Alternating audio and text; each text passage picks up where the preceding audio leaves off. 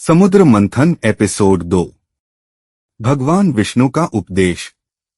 अब तक आपने एपिसोड 1 में देखा, महर्षि दुर्वासा के शाप से देवराज इंद्र सहित सभी देवताओं का तेज, ऐश्वर्य और बल क्षीण हो गया। इस अवसर का लाभ उठाकर असुरों ने तीनों लोकों पर अपना प्रभुत्व स्थापित कर लिया और देवता अत्यंत निराश हो गए। अपनी रक्षा तथा समस्त लोकों के कल्याण के लिए सभी देवता वैकुंठ पहुंचकर भगवान श्री महाविष्णु की शरण में गए। भगवान श्री महाविष्णु ने उन्हें धैर्य रखने का उपदेश दिया और अमृत प्राप्ति का दिव्य उपाय बताने का आश्वासन दिया।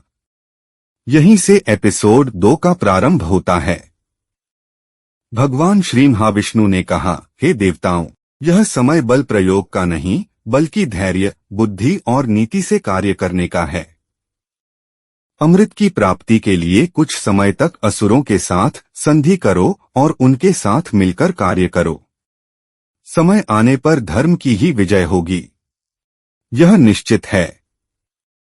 भगवान श्री महाविष्णु ने आगे कहा, क्षीरसागर के गर्भ में असंख्य दिव्य रत्न और अमृत छिपे हुए हैं। उन्हें प्राप्त करने का एकमात्र उपाय समुद्र मंथन है। मंदराचल पर्वत मंथन की मथानी बनेगा और नागराज वासुकी मंथन की रस्सी बनेंगे। तुम सब मिलकर क्षीरसागर का मंथन करो। भगवान ने देवताओं को समझाते हुए कहा, मंदराचल कोई साधारण पर्वत नहीं है। वह अत्यंत विशाल, दिव्य और स्वर्णमय शिखरों से सुशोभित है। देवताओं और असुरों के संयुक्त प्रयास के बिना उसे हिलाना भी असंभव है।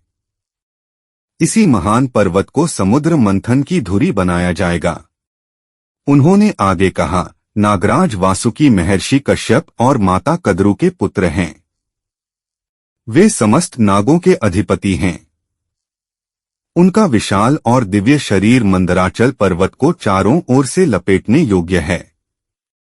इसलिए वासुकी समुद्र मंथन की रस्सी बनेंगे।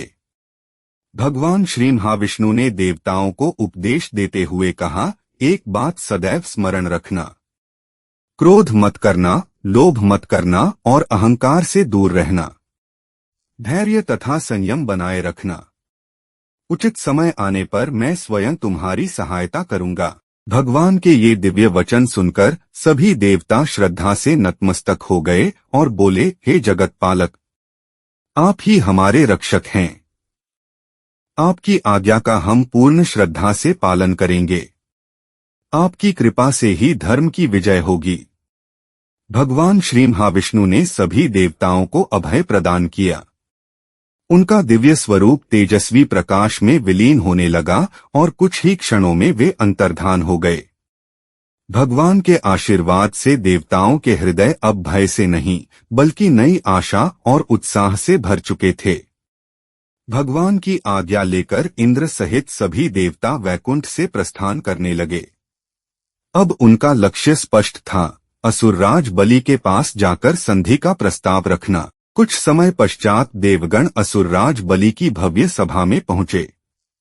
इंद्र ने अत्यंत विनम्रता से कहा, हे महाबली, हमारा उद्देश्य युद्ध नहीं बल्कि सहयोग है।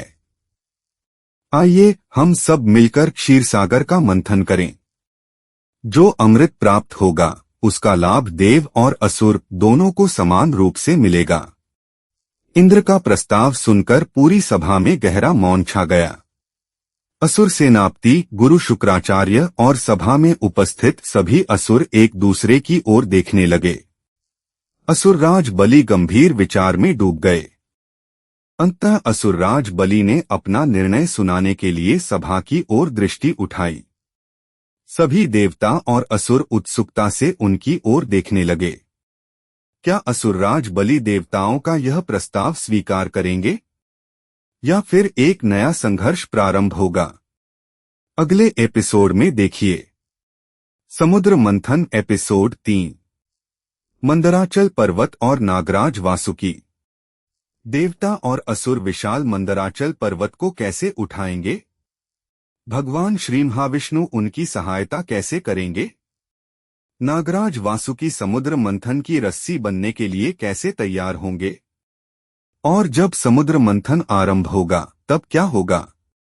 इस अद्भुत और दिव्य कथा को जानने के लिए अगले एपिसोड का अवश्य इंतजार करें। यदि आपको यह वीडियो पसंद आया हो तो इसे लाइक करें, अपने परिवार और मित्रों के साथ साझा करें और ऐसी ही प्रामाणिक सनातन कथाओं के लिए रंगवल्ली चैनल को अवश्य सब्सक्राइब करें।